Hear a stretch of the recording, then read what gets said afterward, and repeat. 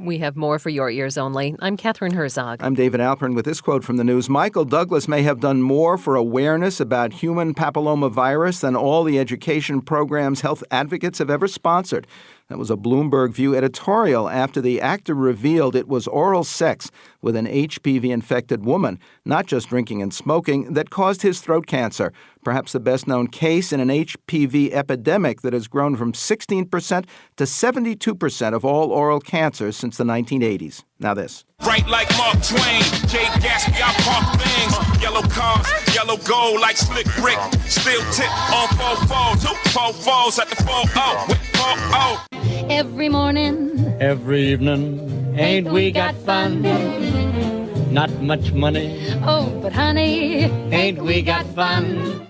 Love it or hate it. Artistic License covers film director Baz Luhrmann's hip-hop soundtrack for his new version of F. Scott Fitzgerald's The Great Gatsby. But to have George Gershwin's classic Rhapsody in Blue playing at a Gatsby party set 2 years before it was actually written is just plain wrong. And especially insensitive in the case of Fitzgerald, whose work was so inspired by and specific about the music of the era he himself named the Jazz Age. Setting the record straight starting this week is a new musical review at the Café Carlyle in New York, Tales from the Jazz Age, an F. Scott Fitzgerald songbook. It features nearly 30 songs from the era that actually figure in Fitzgerald's 5 novels and 170 short stories, performed by Broadway, TV, and cabaret stars Emily Bergel, Matthew Saldivar, and Molly Pope. Now, to preview it for your ears only, we're joined by co-creator Will Friedwald, Wall Street Journal music columnist, author of Stardust Melodies, the biography of 12 of America's most popular songs, jazz singing, America's great voices from Bessie Smith to Bebop and beyond, and many more. Welcome to our show. Hey, I'm glad we're setting the record straight. I gather there is a true tally of all the songs quoted or mentioned in Fitzgerald's work. Who counted and what's the total?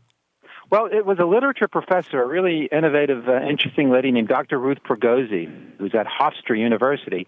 And she came up with, I forget the number, it was about maybe 70 songs. And then about a year ago, I decided, when I was just reflecting on this idea of music and Fitzgerald, and I started work on this project, I started again with the novels and the short stories, and I found another 25 or so more. So we're close to about 100 different songs, some of which are mentioned more than once, like Poor Butterflies and at least 3 or 4 different Fitzgerald stories. In the novel Gatsby, Fitzgerald mentions specific songs to evoke the mood of a moment, Beale Street Blues and 3 o'clock in the morning, for example. Give us the context. Well, it's interesting because sometimes, like in the case of 3 o'clock in the morning, it's directly... first of all, he's very specific. He doesn't just say they were playing a blues in the background or they were playing a foxtrot in the background. He gives you the actual name of the song. And in that sense, it's all underscoring for a movie. I mean, he really uses the fact that anybody reading Gatsby in 1925 would have known the song 3 o'clock in the morning. And he really uses it like it's a movie soundtrack. In that case, it deliberately supports the mood. It's the middle of the night. Guests are going home from a party. And that's exactly what the lyrics of 3 o'clock in the morning are about. It's 3 o'clock in the morning, we've waltzed the whole night through. And, that's very direct. On the other hand, also in Gatsby and other works, he sometimes uses a song ironically. In other words, to sort of contradict the mood and to sort of underscore it in a way that's contradictory. Also in the whole story about Gatsby is that this guy is going to make all the money in the world and lay it at the feet of the woman he loves. And while this is going on, one character is singing, "Ain't We Got Fun?" And "Ain't We Got Fun," the message is just the opposite. It's, you don't need money to be happy. All you need is to have each other, which is totally the opposite of, Jay Gatsby's personal mission in life. So in that case, it's a very ironic meaning. So he uses music in all kinds of ingenious ways. In Tender is the Night, there are 6 song references worked into a single sentence. Deconstruct that for us. Well, I could probably call it up, but at one point, the love, this is a key scene in our show, of course, because the original love scene between Dick Diver and Nicole, when they're falling in love for the first time, he's meeting her, and she's playing all these records. She has a 78, this is 1917, the 78 player, and it's, part of Fitzgerald's brilliance that he's so specific. All the songs he picked are all from between, in that particular scene, like 6 different songs from between 1917 and 1919. So in our show, which is at the Carlyle this week and next week, we stage that scene and we sing those songs. So we have like the lovers in the foreground and we have people singing them as well.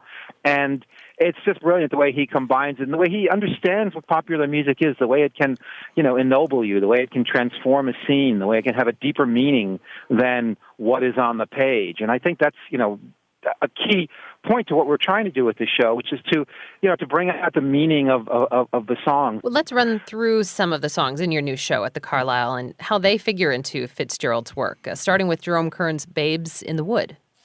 Well, that's a particularly beautiful song. It's a piece of, it's like operetta evolving into musical theater. And, the old world becoming the new, which is, again, it's a major metaphor for Fitzgerald because he was, kind of creating this new world that an early sign of the generation gap. He's showing how the 20s, and this is the book was published in 1920, his first book, This Side of Paradise. He's showing how the 20s would be different from what came before it.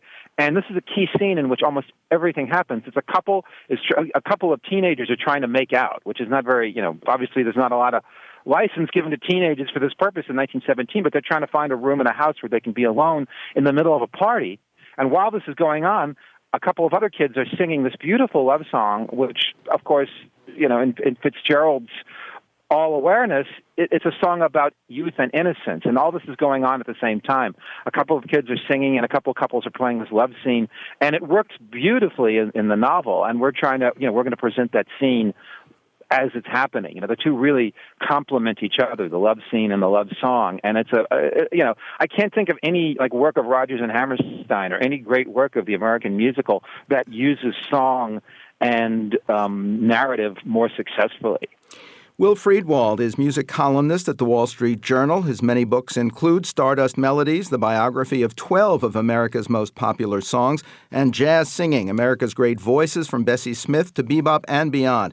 He's also the co-creator of Tales from the Jazz Age and F. Scott Fitzgerald's Songbook at Manhattan's Café Carlyle. That's 35 East 76th Street, 10:45 p.m. on June 13, 14, 20, and 21.